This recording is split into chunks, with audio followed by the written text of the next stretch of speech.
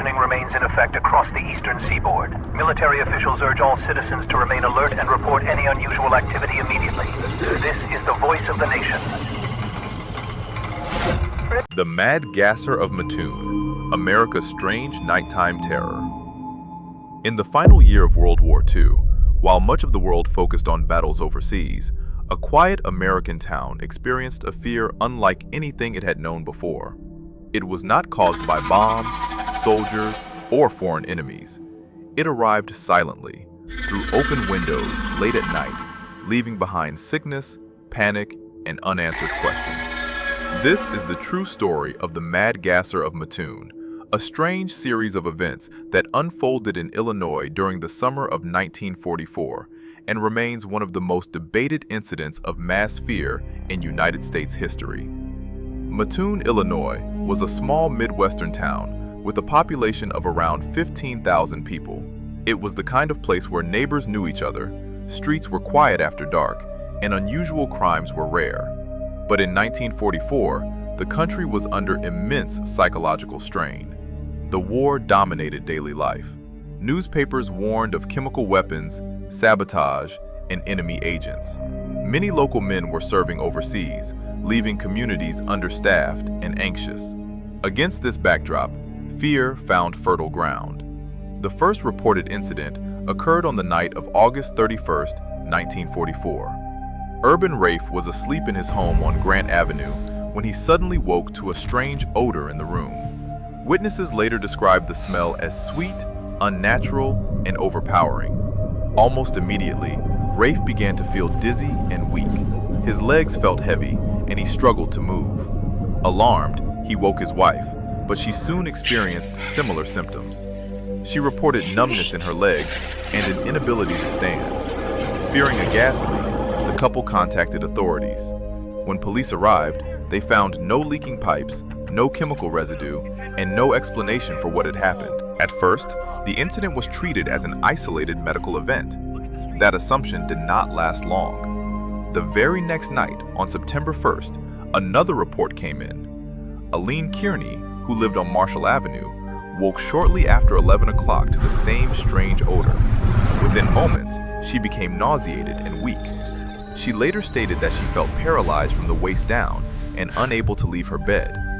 Her husband, Bert Kearney, returned home later that night and claimed to see a tall, thin figure outside their home, dressed in dark clothing and wearing a tight-fitting cap. When Bert shouted, the figure ran into the darkness. Police searched the area but found no one. Over the next several days, reports multiplied rapidly. Residents from different parts of Mattoon described nearly identical experiences. They smelled a sweet, unfamiliar odor entering their homes through windows or screens.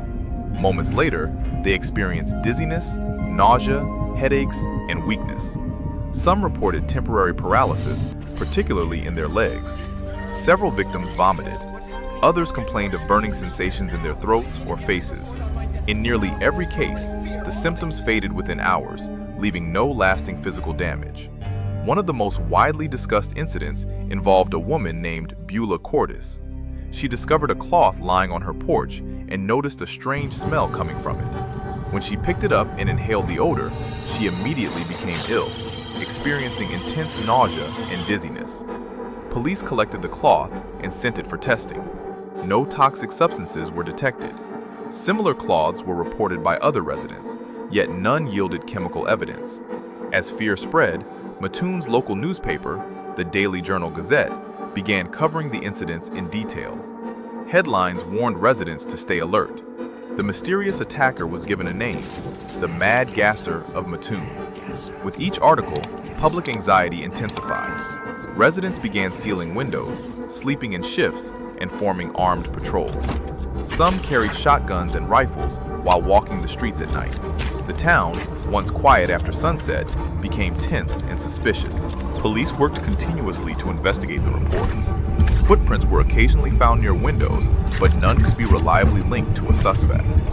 Some residents claimed window screens had been cut, though investigators could not confirm deliberate tampering in most cases. Witness descriptions of the supposed attacker varied widely. Some described a tall man, others a short one. Some said he wore dark clothing, others light. No description was consistent enough to identify a suspect. As the reports gained attention, state authorities became involved. Chemical experts from the military were consulted, given the wartime fear of gas attacks. They examined the reported locations and reviewed medical symptoms. Their conclusion was clear. There was no evidence of chemical warfare agents or toxic gas exposure. Doctors who examined some of the victims noted elevated heart rates and anxiety, but found no signs of poisoning. Symptoms often resolved quickly once victims calmed down. One theory proposed by local officials suggested industrial pollution. Mattoon was near several factories producing materials for the war effort. Police Chief C.E. Cole suggested that chemical vapors drifting from these facilities could explain the odors and symptoms. Factory managers denied any leaks, and inspections found no hazardous emissions. The theory failed to convince many residents, who continued to fear a prowler targeting homes. Another explanation gained traction among public health experts: mass psychogenic illness, often called mass hysteria. This phenomenon occurs when fear and suggestion lead groups of people to experience real physical symptoms without a physical cause. In times of stress, the human brain can produce dizziness, nausea, weakness, and even paralysis. The conditions in Mattoon were ideal for such a reaction.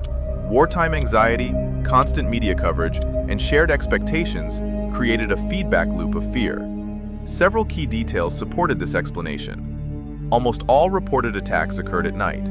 Nearly all victims were aware of previous incidents. Symptoms were similar but inconsistent with known gas exposure. No physical evidence was ever found.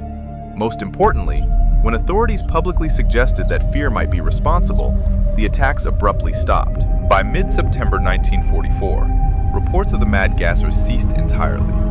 No suspect was ever arrested, no weapon was recovered, no chemical agent was identified. The panic faded as quickly as it had appeared. Mattoon returned to normal life, though the memory lingered. Historians continue to debate what truly happened. Some believe the first incident may have been caused by an ordinary odor or minor environmental exposure, misinterpreted in a tense atmosphere. Others argue that no attacker ever existed, and that the Mad Gasser was a product of collective fear amplified by media attention. A small number still believe someone was responsible and simply escaped detection. What cannot be denied is that the fear was real, the suffering felt genuine, and the impact on the community was profound. Today, the Mad Gasser of Mattoon is studied as a classic case of wartime panic and psychological contagion. It serves as a reminder that fear can spread faster than any physical threat, and that the human mind, under stress, can create powerful experiences that feel entirely real. The streets of Mattoon are quiet now, but the story endures as a warning from history. Sometimes, the most terrifying enemy is not something we can see, but something we believe is there.